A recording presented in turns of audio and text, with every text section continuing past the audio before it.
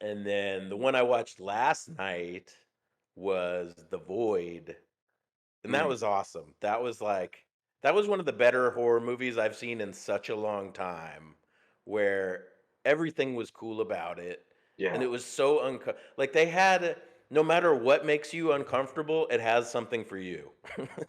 for sure a Like hidden gem. Like, I don't know how I stumbled across that movie, but I loved it. yeah, like so and it had that kind of I don't know, old school storytelling pacing that I Mhm. want from a movie where it's the group like it was doing some things that are kind of cliche in the storytelling world, but done exactly as you want it. And I Yeah. always appreciate when a cliche is done well. Like uh, so the void is before we dig all the way in. So the void is a story of basically survivors that are trapped inside a location, and the occult has trapped them in there, and there's occultish things happening on the inside. And like you mentioned before, very H.P. Lovecraftish. Mhm. Um, we're dealing with demons, strange occult things.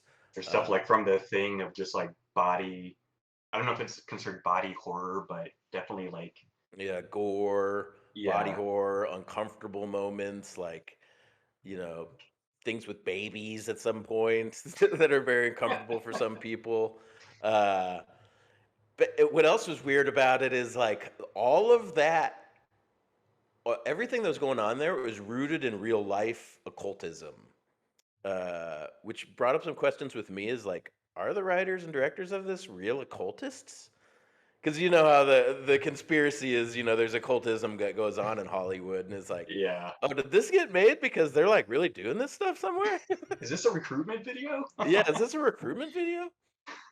It's like all the like a lot of the symbology was like I think it's called the Golden Order of the Dawn is like the main occultist church that happens.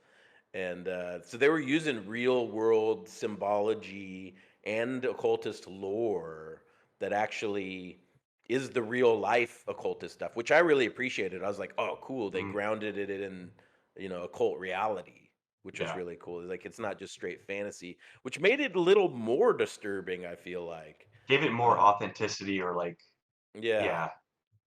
Um, and It yeah, it was just doing so many things good with it also, like, good really good cinematography, really Mhm. cool lighting too, their use of what they made bright in the scene versus what was dark in the scene and giving you a focal point to look at.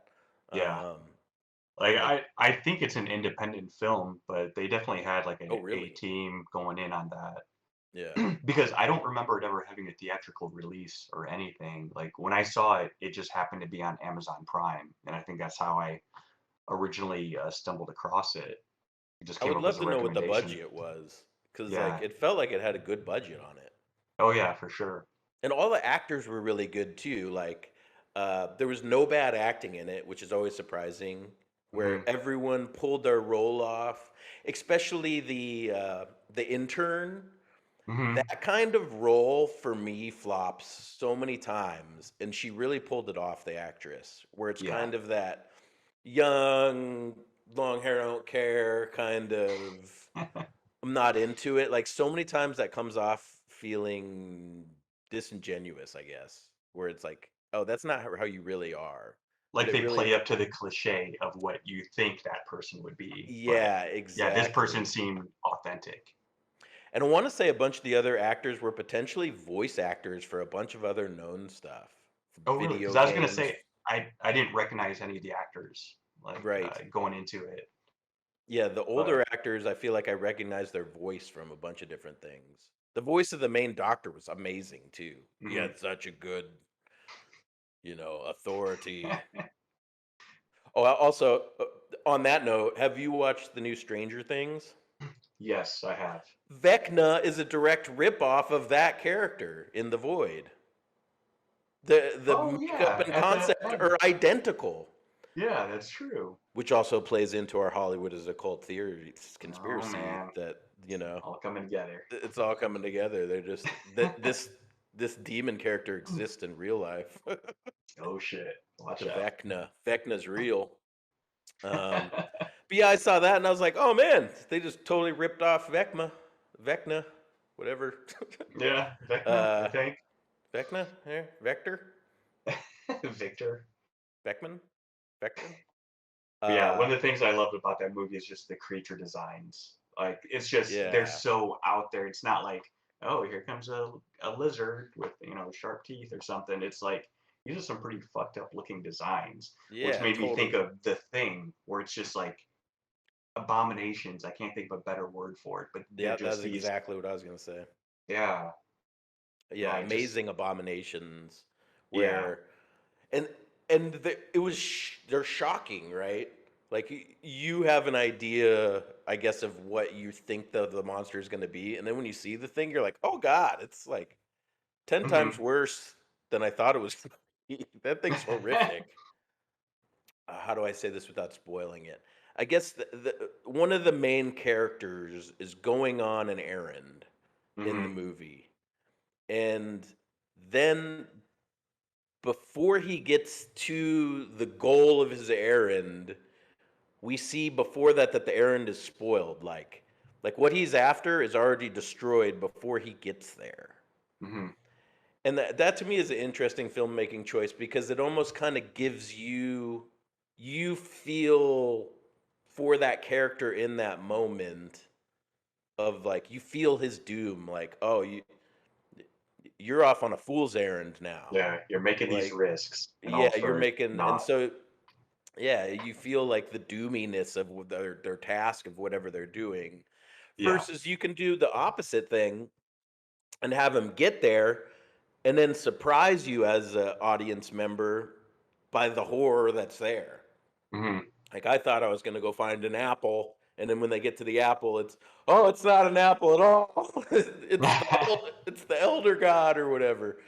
Uh, which is, another horror movie choice. But that was interesting to me that that's the choice they're making is like, oh, just put more doom on the audience versus more Hmm. surprise.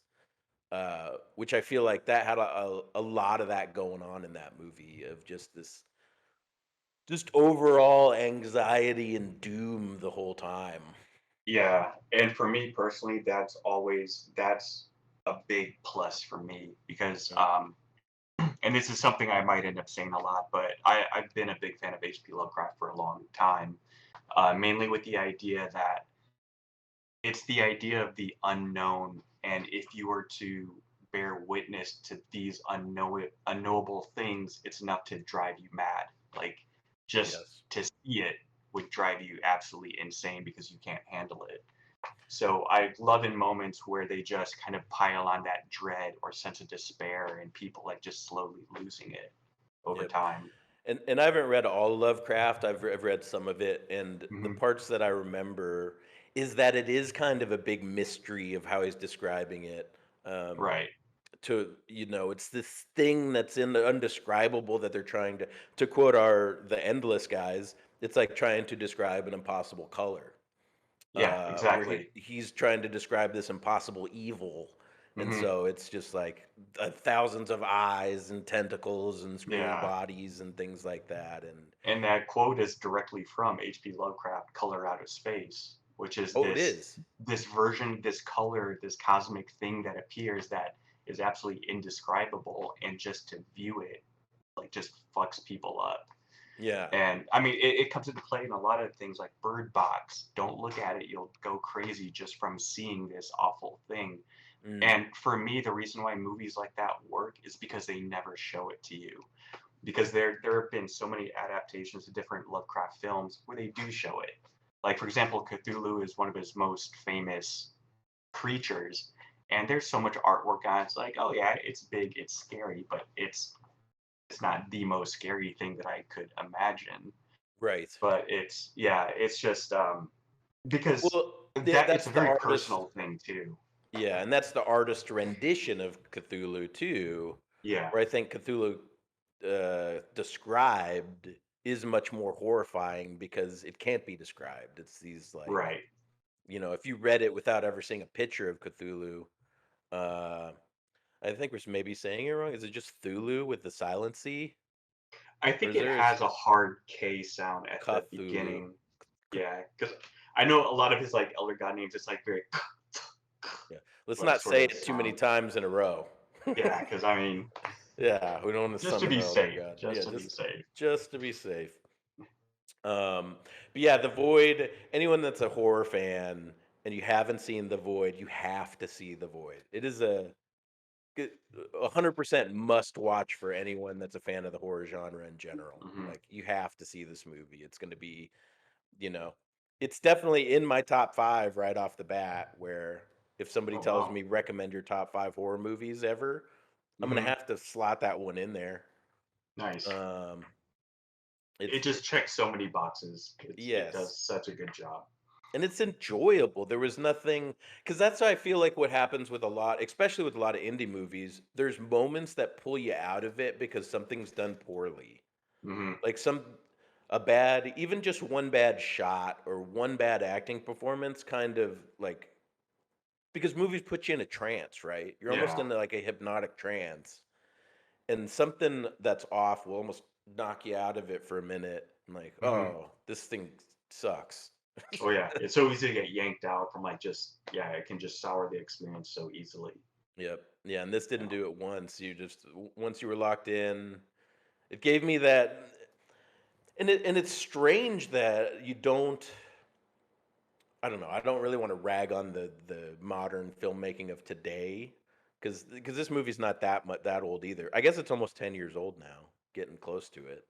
Yeah. Uh, but even so, it's like very few and far between of those movies that do lock you in, and you don't shake that trance the whole time. Like you're locked in, and you're there from start to finish. You don't want to take any breaks. Hmm.